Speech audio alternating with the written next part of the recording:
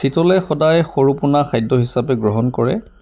চিতল এৰিবলগীয়া পুখুৰীত প্ৰচুৰ পৰিমাণে সৰু সৰু মাছৰ পোনা থকা উচিত, যেনে মোৱা, পুঠি, জাপানী কাৱৈ, দৰিকণা ইত্যাদি।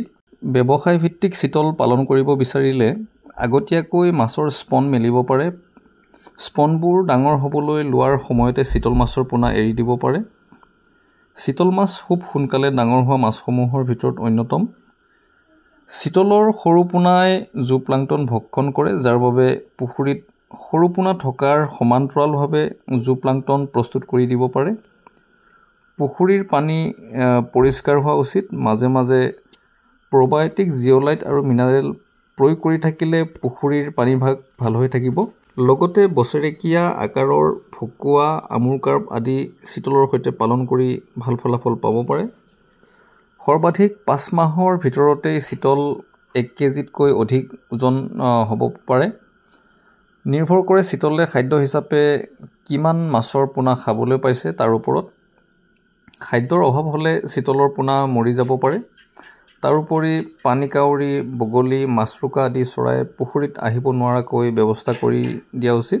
মীনপালকসকলে এটা কথা মন কৰিব যে আপোনালোকে যিটো পুখুৰীত চিতলৰ পোনা এৰিব আৰু সেই পুখুৰীটোত যাতে আগৰে পৰা অৰ্থাৎ পূৰ্বৰে পৰা যাতে শ'ল মাছ বা আৰি মাছ, বৰালি মাছ যাতে নাথাকে, এই কথাটো আপোনালোকে নিশ্চিত হৈ ল'ব পোনা এৰাৰ আগতে।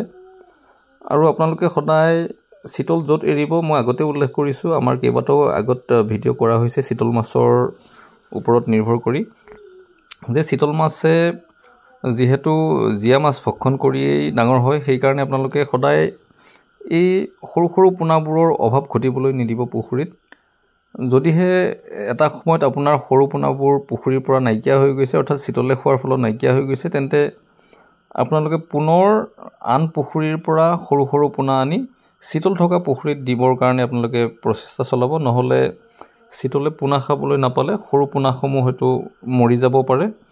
এনেকুৱা ঘটনা নোহোৱা নহয় যে চিতলৰ পোনা এৰি দিয়াৰ পাছত তেওঁলোকে মাছৰ আন মাছৰ পোনাৰ যোগান নধৰে, অৰ্থাৎ চিতলৰ খাদ্য যোগান নধৰে, যাৰ ফলত পুখুৰীত এৰি দিয়া মতে তেওঁলোকে শেষত চিতল মাছ বিচাৰি নাপায়।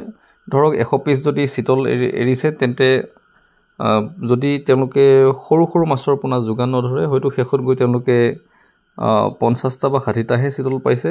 আনহাতে কিছুমান চিতলে হয়তো পোনা খাব নোপোৱাৰ ফলত মৰি গৈছে। গতিকে এনেকুৱাও হয়, যাৰ কাৰণে আপোনালোকে যদি চিতল এৰিম বুলি ভাবিছে, পূৰ্বৰে পৰা সেই পুখুৰীত সৰু সৰু মাছ আপোনালোকে প্ৰচুৰ পৰিমাণে মজুত ৰাখিব। অন্যথা চিতল পালন কৰাৰ পাছত আপোনালোকে চিতলৰ ভাল ফলাফল পাবলৈ নোৱাৰিব। মীনপালক বন্ধুসকল, আমি উন্নত মানৰ চিতলৰ পোনা প্ৰত্যেক বছৰে আমাৰ মীনপালকসকলক দি আহিছোঁ আৰু যথেষ্ট ভাল ফলাফল তেওঁলোকে পাইছে। আৰু যিসকলে চিতল মাছৰ পোনা ল'ম বুলি ভাবিছে, তেওঁলোকে আগতীয়াকৈ আমাৰ এই নম্বৰত ফোন কৰি তেওঁলোকৰ অৰ্ডাৰসমূহ দি থ'ব পাৰিব। আৰু আমাৰ চিতলৰ পোনা অহাৰ লগে লগে আমি আমাৰ মীনপালকসকলক এই পোনা পঠিয়াব পাৰিম।